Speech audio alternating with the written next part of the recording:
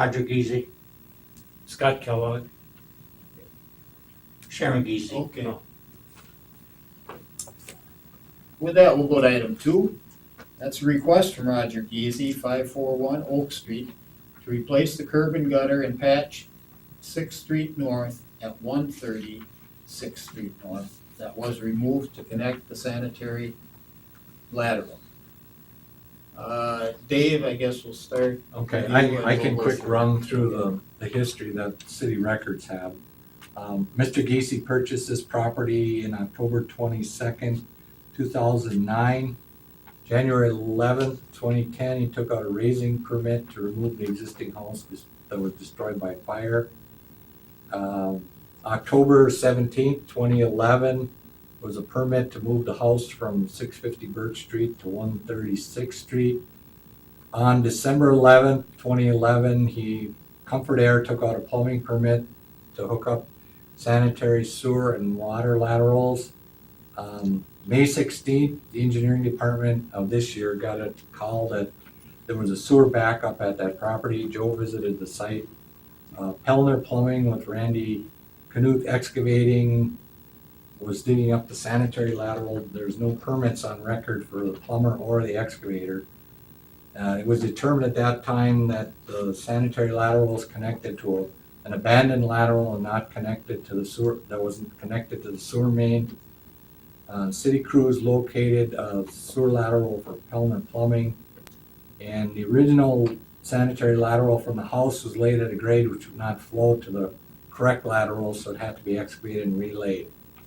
And we talked to the original plumber, and they knew that the connection, there was an obstruction. And as far as we know, the city hasn't done anything wrong on this project. And then Mr. Geesey's, with what he told us, he can speak for himself, but I did an estimate to patch the street of $1,600. So that's where we're at right now. Mr. Geezy? Yeah, well, what happened is that when they dug the hole, there was about 10 feet of pipe that was collapsed, and we had to replace it. But in order to replace it, we got a hold of the plumbing inspector or whoever was there, and because there was 2 pipes coming out, and the plumber didn't know what pipe to hook up to. And it took them, well, everything was done. The digger got there at 9 o'clock, 7 o'clock in the morning, and at 9 o'clock he had the hole dug. It took from 9 o'clock till 4 o'clock for the city to find out what pipe to hook up to, because there was 2 pipes. And the plumber couldn't do any work because there was 2 pipes and we didn't know which pipe to hook up to. Then after that, the curb, I had our pipe 7 feet out from the curb. But in order to do the job right, they had to take the curb out. But they never had to take the curb or wreck the lawn or take the tree out if it was done right in the beginning in the road. And it wasn't done right in the road. So what we think happened with the 2 pipes, when there was confusion on which one to hook up to, is the old house, the one that burnt down, that one was hooked up to a lead at some point, and there was confusion when it got disconnected. And then when the new house moved in, which one was the right lead? They found 2 leads. It wasn't marked properly, is essentially what it amounted to. Because the excavator's supposed to cap the service or the sanitary lead when they disconnect it. And so sometime when Comfort Air came to hook it up, they had found the old abandoned lead, the one that wasn't hooked up to anything. And I think it was a mistake that they found that old one and not the one that was actually capped.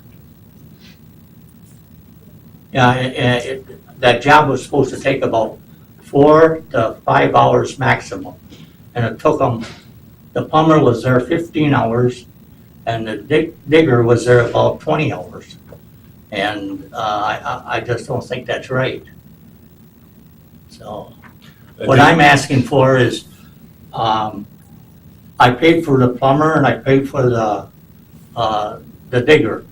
All I want is that curb replaced, because if the stuff was right, they wouldn't have had to take the curb out. But they had to take the curb out to get the elevation right. See, the elevation was going the other way into the new house. And that's the reason I'm here. And I'm not asking for anything, but if they could, put the curb in and put blacktop back there, that's all. Because right now I got, 3,000 invested, and if I have to do that, I'll have about 6,000. I don't, for a 10-foot piece of pipe. That's not right. I can imagine the water and light not knowing which lateral to use. No, it was the plumber as far I as. mean, yeah, but the plumber, you think the water and light would have something to do with which one to use? That there was a problem? Well, this would be Nobody did. sanitary sewer would be Well, the- our Oh, the sewer, yeah, sewer okay. crew. You in the city put the sewer then. We don't have a record of how that second lead got put in there. There is no city record, so it's doubtful that the city put that second lead in there, because we always make lead cards so we know where they are.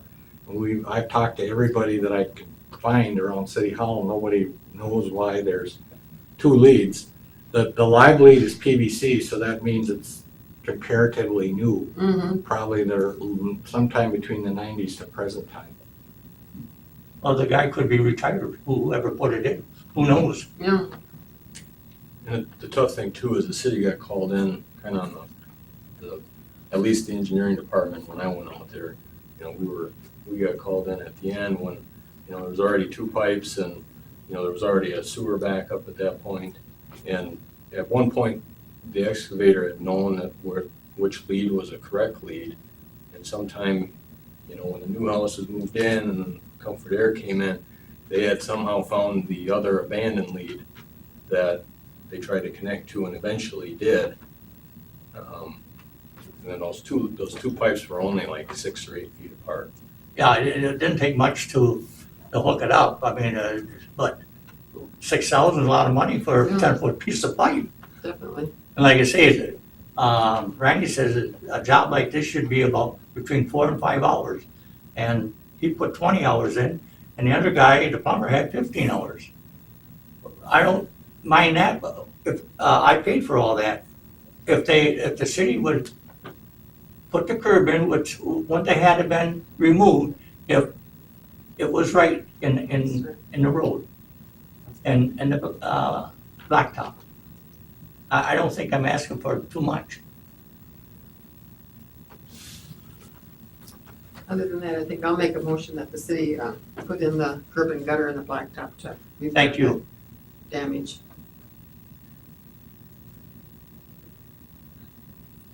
What has the excavator or plumber, I mean, have they said they owe something for that? I mean, who made the mistake? I think the city did, because there was two pipes there, and the plumber didn't know which pipe to hook up to. Okay, could the plumber contact, He did, he contacted the city, and the city didn't know. okay, And the city, it was until 4 o'clock or a little after before we got the go-ahead to hook it up. But then by the time that we could hook it up, the elevation was wrong. So they had to take that curb out then, and then dig into the lawn and take the tree out and get the elevation so it would flow the right so way. the city didn't know it. So I guess I would second your motion.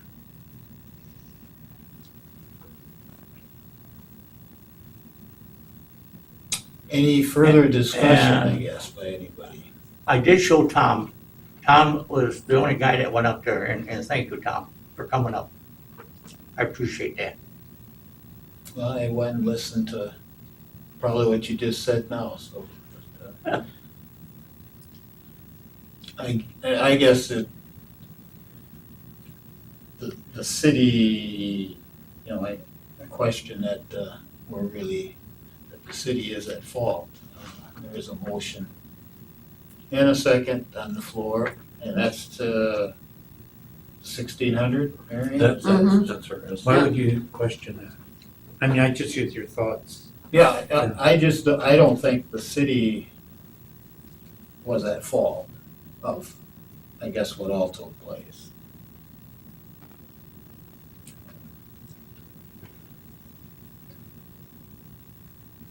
In what respect? When you guys went, or what, that was after, Because When after the the fact- house is raised, the excavator is responsible for disconnecting the sewer and marking it. And he was also there when they came back to, fix the backup because they found out that it was hooked up to the wrong pipe. Comfort Air, when they made the hookup to the bad pipe, they knew it was bad. They had Broder Service come and try to clean it, and they couldn't get through. No, So they would be the ones that, if they knew it was a bad pipe, But somehow they still connected, they got word the next day or something.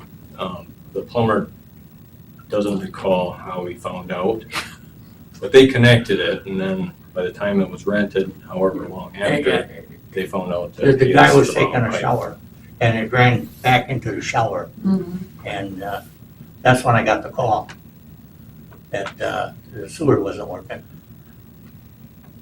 So I got the people I could get at that time. Everybody was so busy, and I think Plummer, the Fellner, and Randy was over there. And I do pay for their that permit because they were so good to come right away. And so if there's any money for that permit, just I'll take out the permit for them. Well, you can't take the excavating permit out. You have to be a licensed and bonded excavator, which Randy Knuth isn't, so we're gonna have to send him a letter. Yeah. But I think, And I don't think you can take the plumbing permit out either. You have to be a licensed plumber. So Well, we'll I send think- letters to both of them. Well, he isn't a licensed plumber, Fellner? No, unless you're a licensed plumber. No. Pellner has to take out the permit, the way I understand it. The plumber has to take out the plumbing permit. so what are your thoughts, Marion? I think all this trouble that you're going through, $1,600 isn't much for the city to take and help you.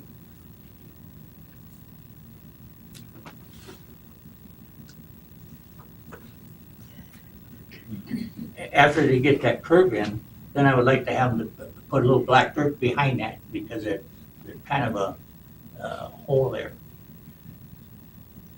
Yeah, no, that would be.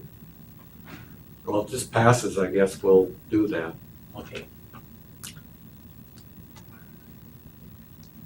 My concern is setting a practice. I mean, if the plumber or excavator or whomever are negligent, or not negligent, but connected it to the wrong pipe or whatever, if we have a practice of approving that, then, but I do understand your dilemma.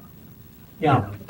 know. Well, I don't think anybody knew what pipe, because when the house was there and they run all the new pipe, all the new pipe went into the road, and they couldn't see into the road, so how could they tell? That's why we got that guy that, what is he? Kind of like a plumber to clean out the, clean out the pipes. We had him over there, that was another $145, so. and that's when he couldn't get through. Yeah, right, yeah, and it was past the curb and, I don't know how they could tell it, but when we dug the hole, we knew it because the pipe was about 7 feet past the curb. And the pipe was there, it was collapsed, so.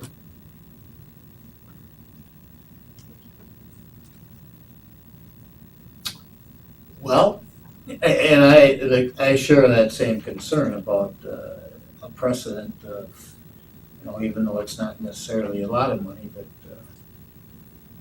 Next time. I guess that whoever, if we're on the committee and another one comes, or who's ever on the committee, to, I guess, you look at each case on its own, I guess. Or offset the cost. 16, I don't know. Or, but in the past, sometimes when there's no fault on the city or whatever, you've split the cost 50/50 if that's happened on other items. You know, I appreciate what you had to go through. But then I appreciate too if we had another situation next month, you know what I mean?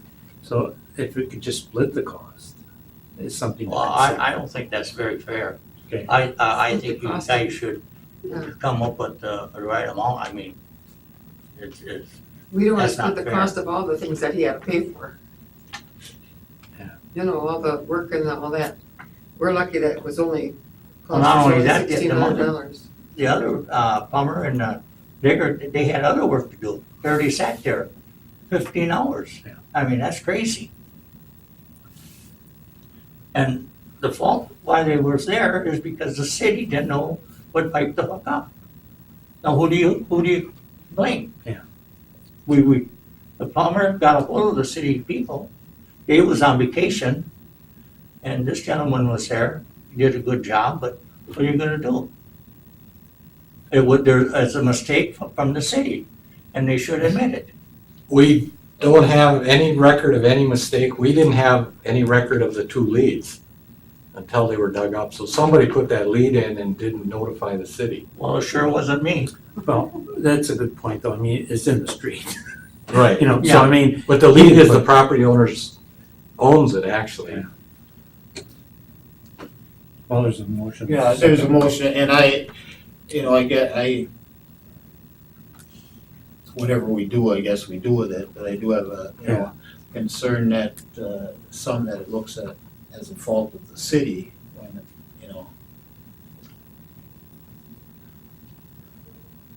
I don't think it really is. I mean, and from, what all took place. He has paid out quite a bit of money, I guess, for what has been done. But, Yeah. Well, the plumbers, they don't work cheap, Yeah, and neither does the digger. No, but I guess I'd like it left at, if it could be, I don't know if that would fit into a motion or to add, really at no fault of the city. So that's all I look at it as. Yeah, I don't care how you guys look at it, as long as it gets fixed, that's the main thing. Did you want that in the motion or? Well, we have a motion and a second, I guess, if the. Then if it was One make it the no motion. fault of the city though, then why are we paying it?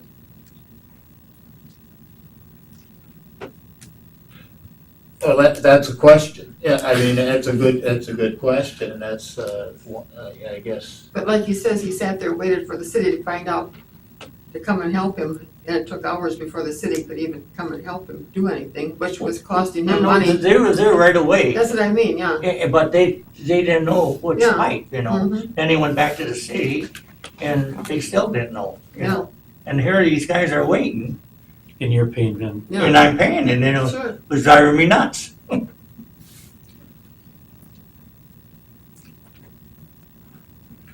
so you wanna leave your Just motion leave it, as yeah. is, Marianne? Mhm. Right, Okay. yeah.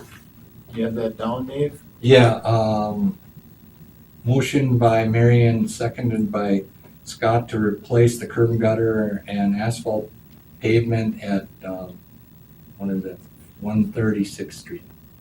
At an estimated cost of $1,600.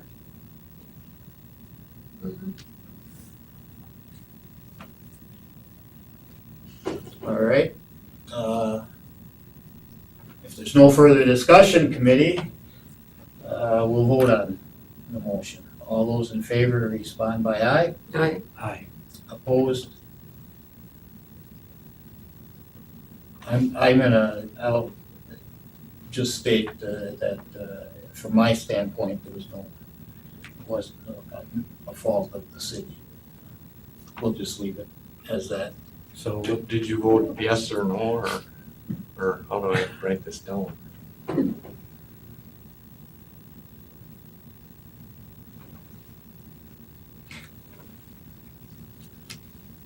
I guess, as we're moving on, I'll vote, yes to, Okay. that's what'll go to the council. I would feel comfortable in another situation because there's so many this scenario was so unique and so complex that another scenario I would hope would be much cleaner. Yeah, Yes. So, Well, thank you so much. okay, I appreciate this. Is that it? That's it. That's it. Yep. Thank you. Well, there's one more step. It goes to our Yeah. council meeting in 2 weeks. Sure. Okay. Oh, you have that done this year yet? Yeah, Yeah, likely. Okay, sure. Okay, well, I sure appreciate it. okay. Thank you. Thanks, Tom, for coming up too. With that, And thanks, Dave, and this other person, they were up there too. Joe. Yeah. Okay. alrighty.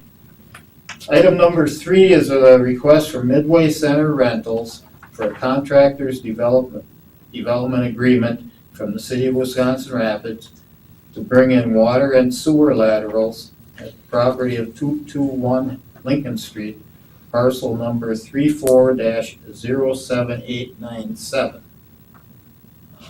Dave, do you want that? Yeah. Start us here? Yeah, the structure was actually located on the corner of Lincoln and East Grand. That's now a private park. And that was moved off there a number of years ago onto the parcel behind it as an accessory building. A lady was gonna she did an antique store there. And I believe she passed away and it changed hands. And now, Mr. Geishart is looking at, putting his wife's business in there. And she can't go into the building unless there's sewer and water run out to the building. So they're requesting that the city dig into Lincoln Street and put a sewer and water lead into the property.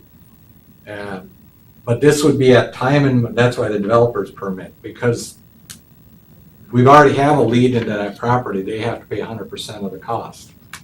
So it would be time and materials, and then we have a set cost for the water lateral and the sewer laterals.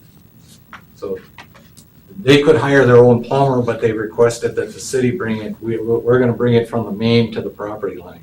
And then the city doesn't go beyond the property He'll line. do that. Right, he'll have to do it with his own plumber.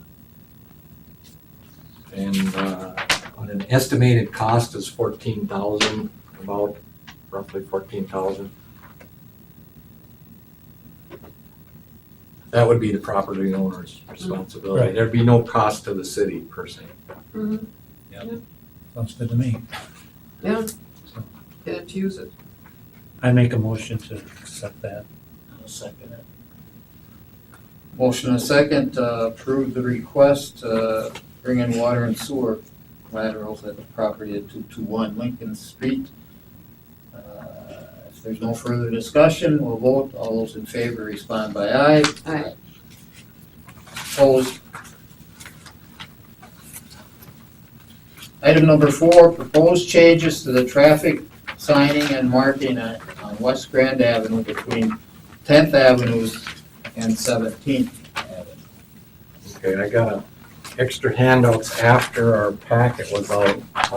Casey wasn't able to make the meeting tonight. Casey Borkert, the safety officer of the police department. So there's a lot of material there, but I'll quick read through it. The change, we have a committee on West Grand, just to summarize it. Here's the proposed drawing. And we had met, and what they had approved was the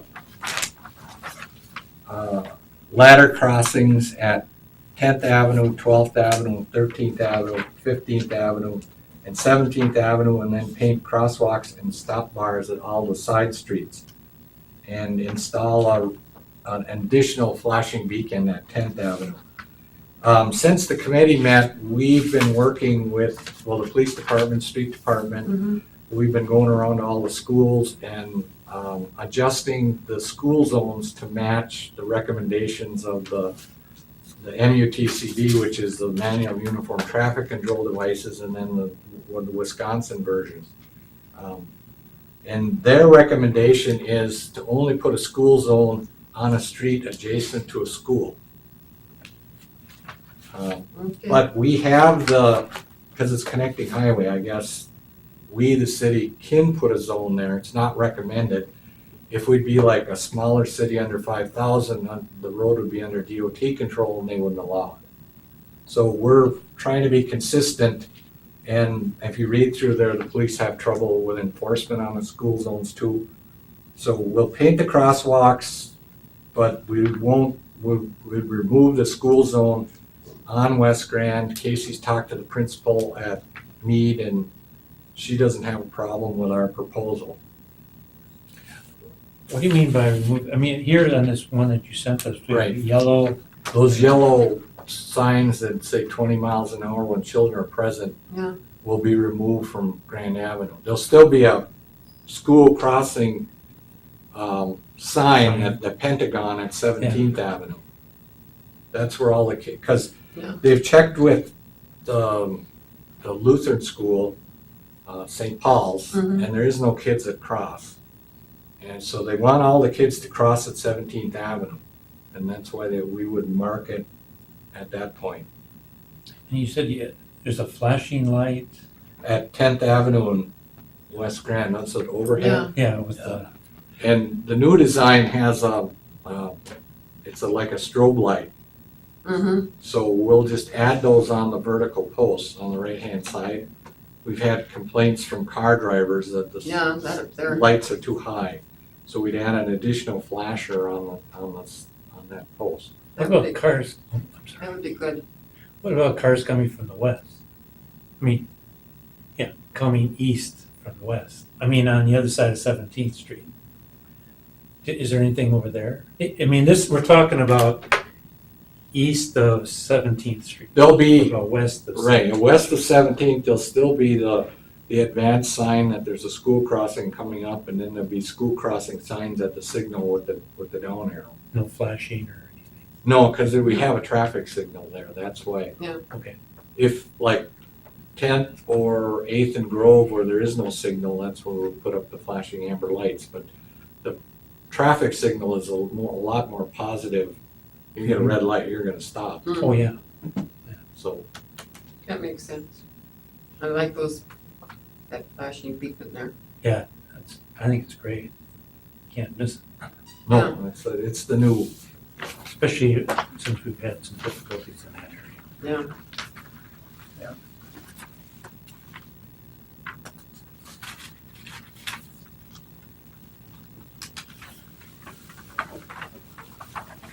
You know, I'm kind of, this looks great, but I was disappointed that school's underway.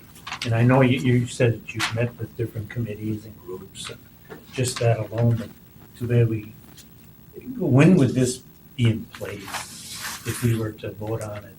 well, the ordinance would be passed the September council. Yeah.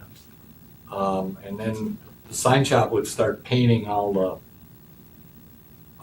crosswalks, and then once the ordinance is passed, then we take down the school signs and put up the new signs would stay up, they're up already Yeah. for the crossing, Just if it can go fast forward, that's all.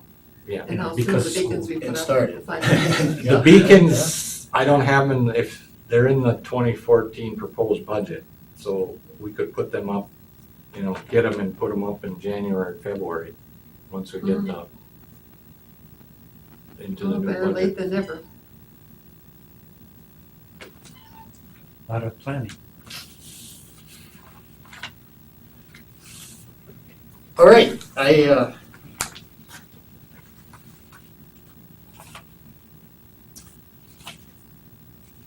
I'll make the motion, I guess, to go with the proposed changes here that are listed, I guess, in the discussion that we had to do this.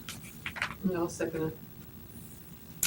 We have a motion and a second. If there's no further discussion, committee will vote. All those in favor respond by aye. I, Opposed, ayes have it. Make sure that they know that they're gonna be that flashing beacon there on 10th and West Grand eventually. Okay.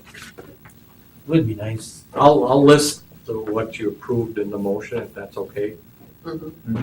For West Yeah, Grand. yeah. Or even Yeah. to get publicity, once it's up, to bring everybody's attention to it.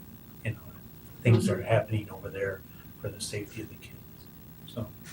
Probably something even to try and get into the Tribune, somehow to further the Mhm. education of the Awareness. people, awareness, yeah. School starting.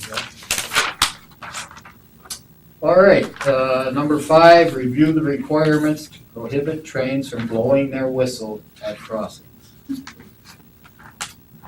David, okay, Joe, Joe's the train this whistle has been a topic a few times before. Some people have, I don't know how many, so I'll just use the word some, have called people about the train whistles and that, so. We're here this evening to, I guess, go over possibilities and that, at least an initial going over, so. Joe? So I attached a map to the packet here. The two areas that are circled are the two areas that I looked at for quiet zones. So I've got the one on the west side of town and the one on the east side of town. Real quickly, the real basic requirements for a quiet zone, each crossing has to have flashing lights and gates. It has to be a half mile in length or greater, and they need to reduce the risk at the crossing needs to fully compensate the loss of blowing the train whistle, train horn. So if, I've kind of outlined, they've got this nice little calculator on their website. This shows like a little screenshot of the calculator. So this is assuming that every crossing already has flashing lights and gates. And then if you need to improve the safety of the crossing to fully compensate for not blowing the train horn, they call, you have to install what they call a supplementary safety measure. The ones that I threw in here were the medians. That's one of the cheapest ways to reduce the risk. How does that work? It goes down the middle of the road, or? Yeah, so it keeps a vehicle Yeah, from trying to weave through the gates. Okay, So that was the cheapest one that I threw that in there. The west side quiet zone, I had 3 of them in there to get down to a safety level that would fully compensate for no train horn.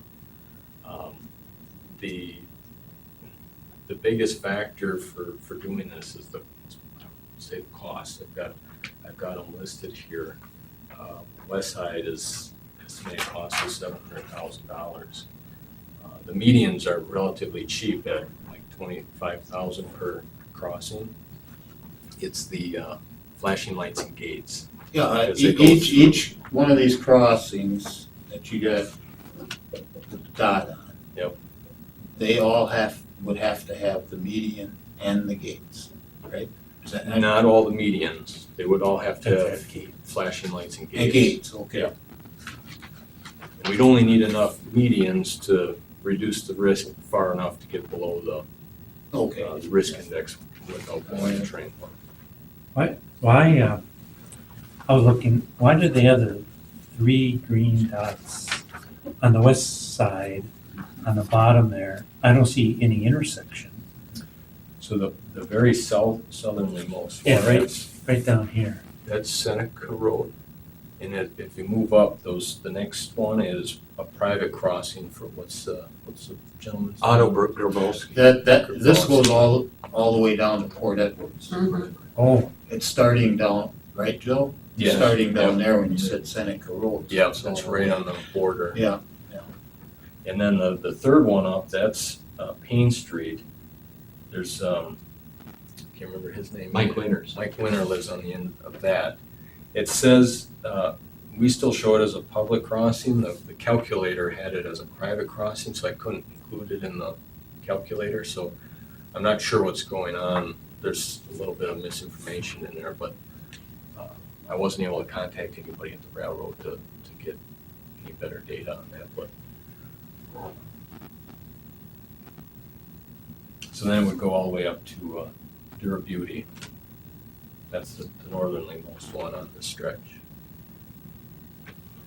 The east side doesn't look too bad.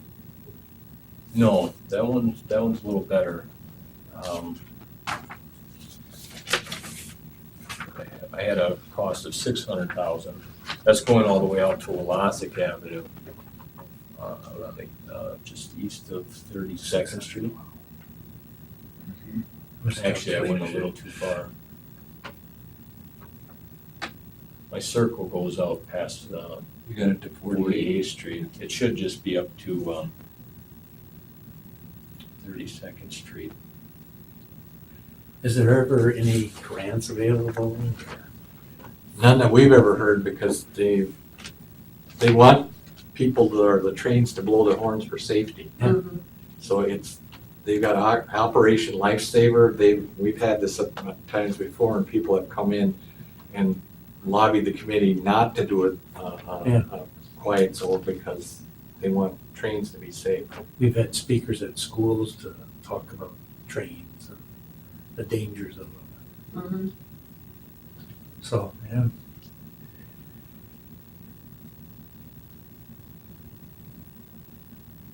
I can hear the train at my house. I can hear it mine. Yeah. Quite a ways away. I am. Doesn't bother me. And that's the downside. No matter how quiet we make it, Yeah. their horns go a long way. Mhm. Yes, they do. Yeah. Yeah, even, we've got quite a few crossings that have lights but no gates. Mhm. So there would still be an upgrade cost Yeah, there to get the on gates. 17th Avenue there's, Yep. 17th Okay. Avenue and Gaynor Avenue. yeah. Mhm. Seneca Road, they don't have gates there. Kingston Road, Seneca Road, would that be a border with Port Edwards as far as approaching to see if they would want to participate? I get, if we went that route. even Walasik Avenue, that's bordered by Buren Yeah. and Grand Rapids Mhm. there. Oh, and 32nd also is a Yeah. borderline. With Buren, right? Yeah, I think that's all very.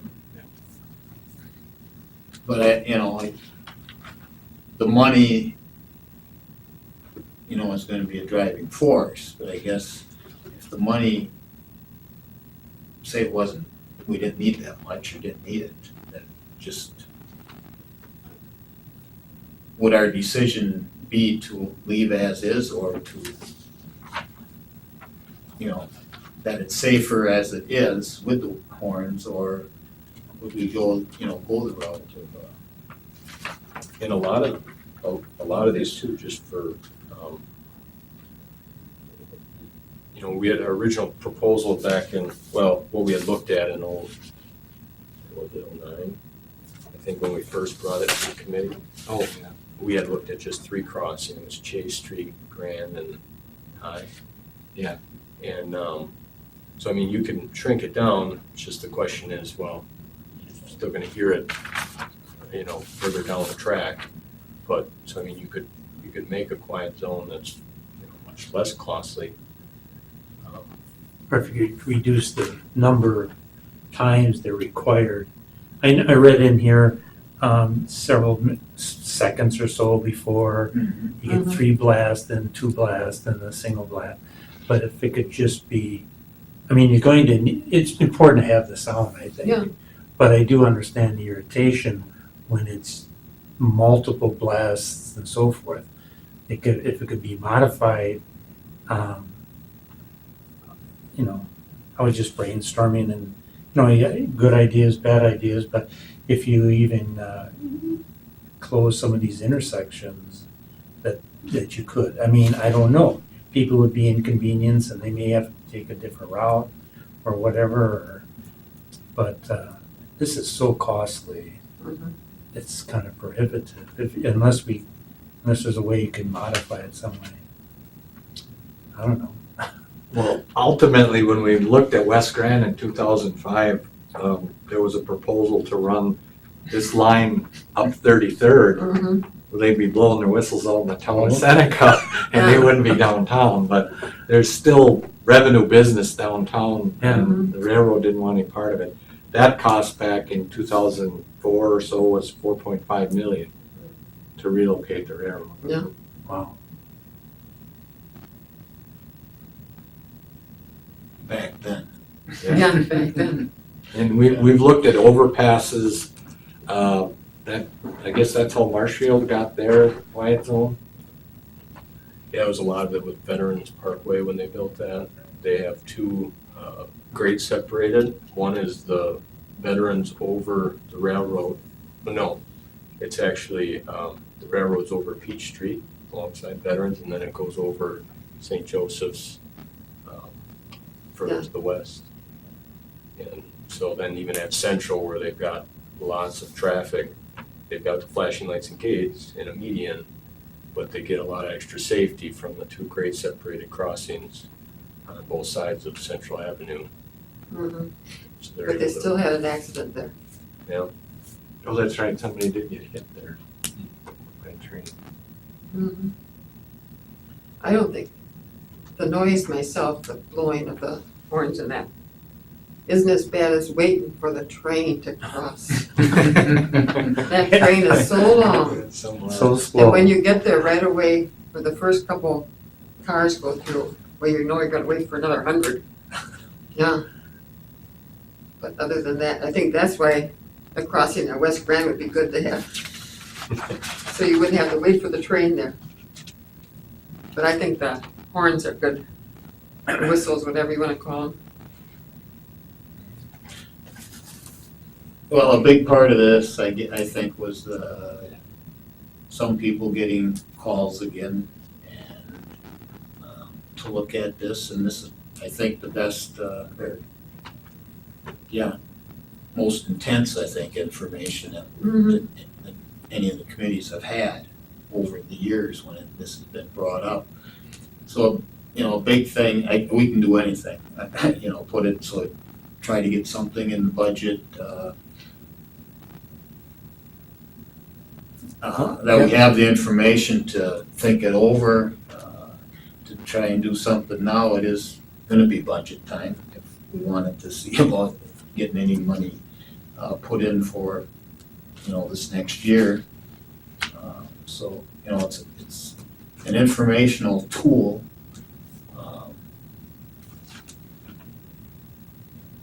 But And maybe, maybe not tonight, but maybe with this here, that maybe somebody, maybe not us, but maybe somebody would want to look at, not the whole project, but, to narrow it Mhm. down. So, Do it in steps. if it is, horns do alert the people, the people that, I probably not talking about all, but I think some have been complaints of people working shift work and go home and try to sleep and the horns blow. Others, I think, during the night that, are at home don't like it. Personally, to me, it doesn't. You get used to it, I think. But I think maybe what we're talking about is frequency. Mhm. If you looked at this, I mean, I don't know how you're gonna really solve it without putting so much money into it that you really, it's pretty hard to do. But if we could look at it, the idea of reducing the number of horns being blown, the number of horns being blown and the frequency, and come in with some idea some modifications so that it's not as much. I don't know, to be honest, since I don't live in that area, I don't know the extreme, if it blows every, who knows how many, every 30 minutes, every hour, every 2 hours, I don't know. But the idea that just to look at that, and then from that, how can we do some modification in the future down the road? You know, Well, there's six, what they keep saying, there's 6 trains a day, well, and then the coal train. So probably 6 times a day, the horns will blow. And then the coal trains come whenever they wanna. Now, the last time the committee took this up, I think our recommendation was when crossings are rebuilt, that we rebuild them with gates and medians so that we can Yeah. build on build on it. keep going down the road. The one on Fremont, the only people that use that is New Page, but Mhm. Union Pacific owns some land in there, so there's 2 landowners. So we can't vacate the street at this point, because we got 2 different landowners. If we could ever get over that hurdle, we could get rid of Fremont, make it a private crossing, they wouldn't have to blow their horn.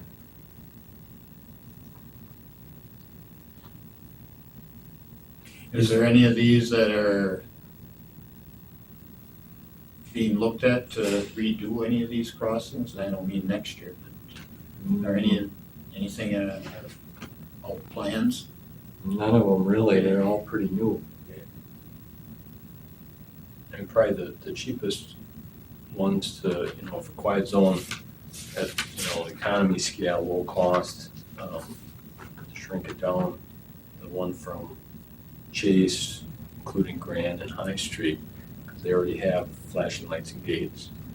And I think it was Chase and High, you'd have to put medians at, and then apply for the quiet zone, but that would probably be the cheapest.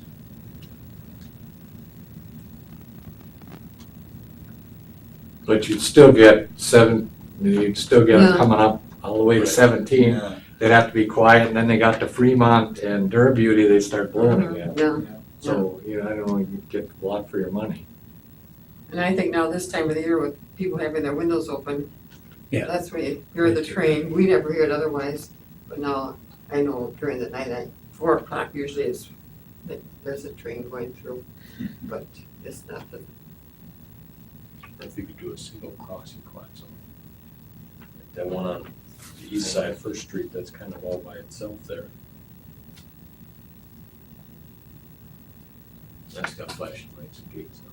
Yeah, doesn't have a median. First Street. First Street, yeah, Mhm. right by Spring. How's that median, how does that median work with plowing? Well, we'd have to put signs on it so our plows don't hit it. Yeah, I mean, that's an obstacle to it. Yeah. Yeah, we looked at the last time, like temporary plastic things, but they would. They get torn up. Yeah, that was in your packet, I think you sent out, some of that, so.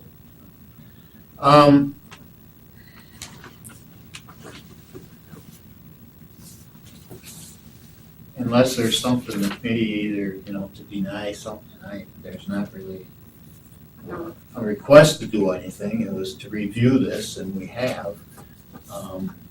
Well, I think, But just if, however we proceed, if the rest of the council members, to have a chance to look at it, whatever, for when.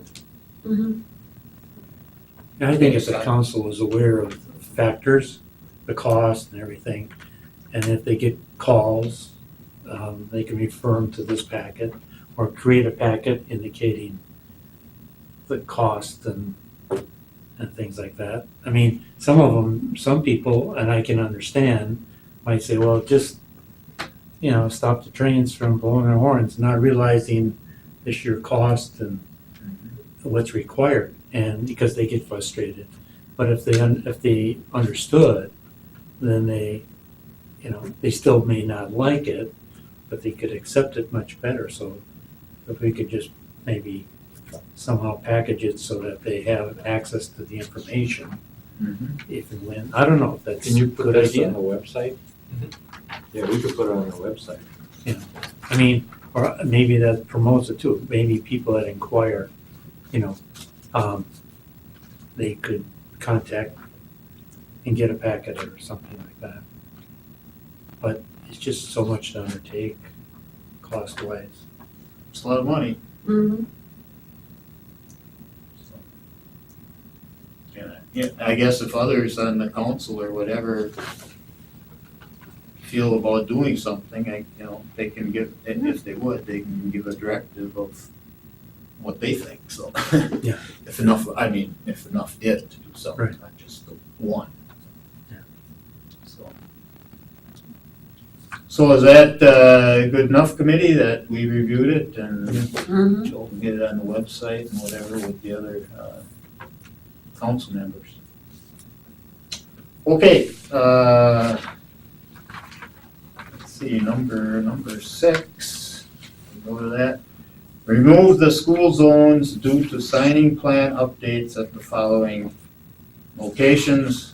David, you wanna go over this? Okay, West Grand from 100 feet west of 17th Avenue to 16th Avenue, and West Grand 100 feet west of 13th Avenue to 100 feet east of 13th Avenue is just what we discussed for the West Grand Avenue plan to, the new guidelines from everybody is the school zone is within a half a block of a school. So we're cleaning these up. Those two are over a block away from Mead School. Dewey Street from 140 feet west of 12th Street to 13th Street. That's, I don't think that's even near, maybe that was near St. Vincent, Vincent's, but it was out of the area, or the closeness. And then Chestnut Street, 140 feet west of 11th to 140 feet east of 13th. Those are, and that one I gotta double check on, because that's right next to St. Vincent's. Yeah, because that's on 12th, isn't it, St. Vincent's on 12th. I think so. 300. It's 140 feet west of 11th Street though. Oh, okay, that's Yeah. what it is, okay. The block before that, 100. Oh, it's block before, okay. I think there, yeah, that's Yeah, right. St. Vincent's is on 12th to 13th, I believe. Okay, and then Chestnut Street, that was the one we just modified, it's on A Street, or Chestnut A Street to 9th Street, but that doesn't meet the criteria, the new criteria, so that, all these 5 were requesting that the school zones be removed from the ordinance. I'll make that motion. I'd second it. We have a motion and a second to, I guess, go with the request to remove the school zone signing plans. 5 of them that are listed here. Committee will vote. All those in favor, respond by aye. Aye. Opposed, ayes have it. Item 7, amend the school zones due to signing plan updates at the following locations, and we got 1 here. Yeah, that's next to Lincoln School Yeah. on 16th Street. We're pulling it down south of the expressway, so we're within a half block of the school. And then actually extending it 100 feet south of Pepper, where it used to start at Pepper, so. It's just adjusting it by Lincoln High School. I'd make a motion to accept that. Second. A motion and a second to approve the amendment to the school zone signing plans by Lincoln. All those in favor respond by aye. Aye. Aye. Aye. Opposed, ayes have it. And item 8, review the application for vacation of Robinson Street right of way. That's one we had last Yeah. month, and I didn't have the resolution. Tammy pointed out that we approved it, but we didn't approve the resolution, so we need to approve the resolution to make that partial vacation of Robinson Street. That's by Robinson Park. Yeah. Where the guy's fence was. So Yeah. how do we do that? I mean, We just have to approve a resolution then. Mhm. And goes to the council. Right. That wasn't done as part of the motion, so Yeah. I should have had that in the motion. I'll move for that we have the preliminary resolution to vacate I'll second it. Robinson Street right away. Motion is second to approve the resolution. All those in favor respond by aye. Aye. Aye. Opposed, ayes have it. And we're up to reviewing the proposed 2013 Public Works project schedule. At 7:15. Do you need one?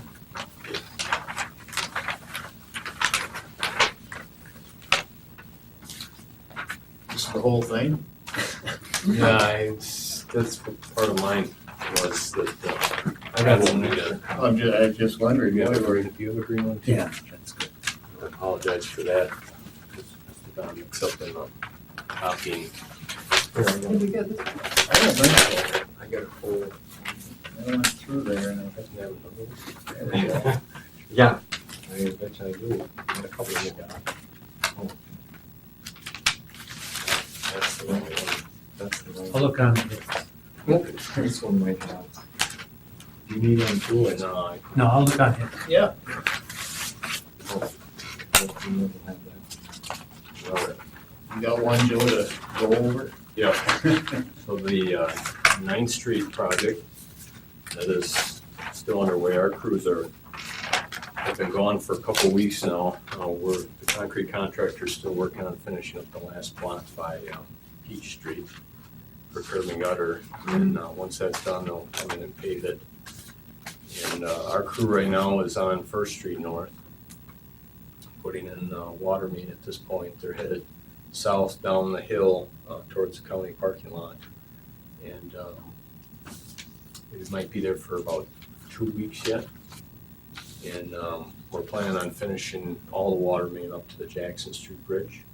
So there'll be that block from Baker Street to Jackson Street that'll be shut down for about a week Mhm. while we replace that. And then This year. this year. Yeah, okay.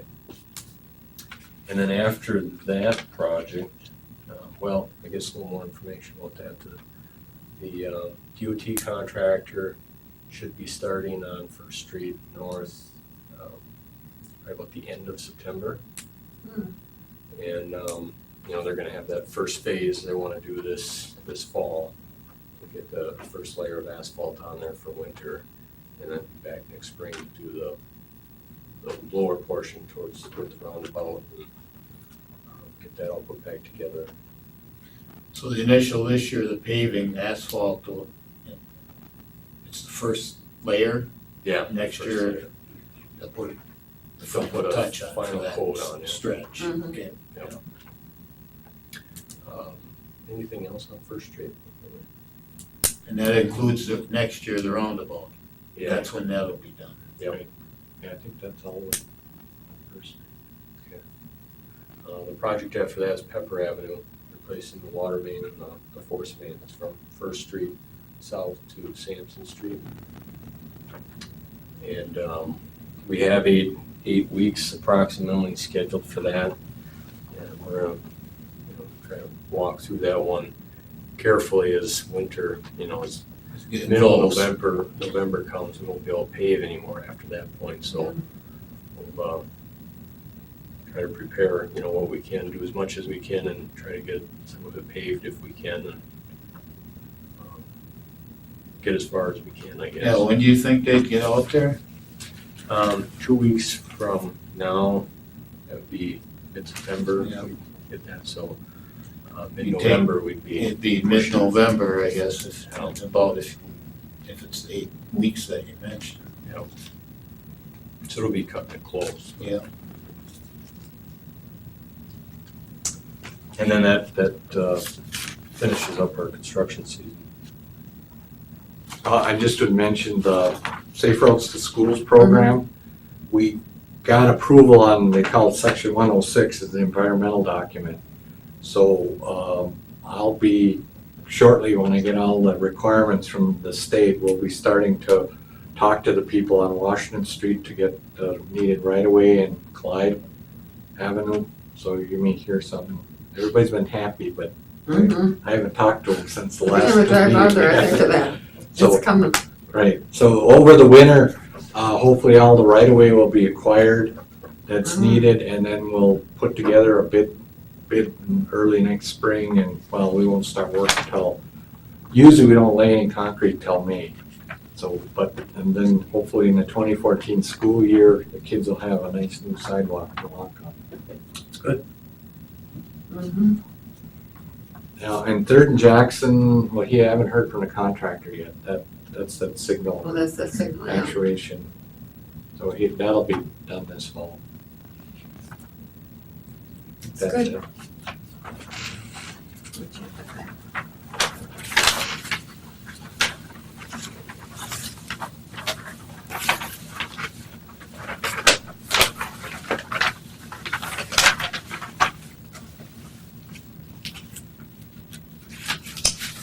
All right, anybody else ever have a question on anything or whatever with that? Item 10 is review the referral list. Number 5 on 2013, and number 7, 2013. And I see Mhm. 2 to remove from our list. Yeah, number 6 will probably take us a while to put together a package. We're gonna go over to do it correct, you should have the set by Candle Power on the road, based on the width of the road and the type of Okay. luminaire, so we'll have to get a hold of our suppliers to give us guidelines on that.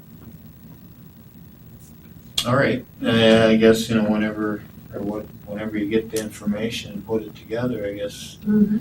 let the committee know. Okay. The only other thing we had. Not rushing it. No, yeah.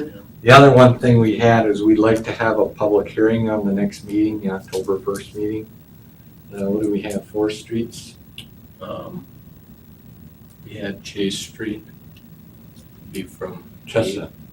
or Chestnut, from 8th Street to 16th Street. Then we had Apple Street from 8th Street to 12th Street. And then there was the alley down by the hospital. It was from Mead to Sherman. Yeah. And it was kind of between 4th Street and Elm, between those blocks. So, and then that other stretch is 17th though. It's actually for 2015, so we've been there, so those 3. 3? Yep. All right. Yeah, we can put it on, I guess, to have that. Any need to move our time up? I guess we meet the same night, finance meet, if they meet on. Yeah, we'll probably have to put the hearing at 6:30 just because of finance not knowing if they're gonna get done on Okay, time. that's right, we've done that before. Yeah, we'd have a few items beforehand and then we start the hearing at 6:30. Yeah. Okay. And that's all be noticed in Yeah. the agenda. Yeah, 6:30 PM, so people wouldn't have to sit there. Mhm. Haven't heard any more from Paul Gross. No, I didn't get a chance to call him. I'll call him again. We haven't heard from him since he came with that water problem, Yeah. but anything's up, I'll call him. We are gonna, on the 39 of 2012, we're setting up now to count that, and we'll start working on, send our speed studies to the Grand Rapids and come back to the community. Okay. All right, that brings us to item 11, and that's the end of our meeting. I'll move that we adjourn. Second. A motion and a second to adjourn committee. All those in favor respond by aye. Aye. Opposed? Meetings, we thank River City's Community Access for taping and televising this. And we'll adjourn now at 7:17 PM.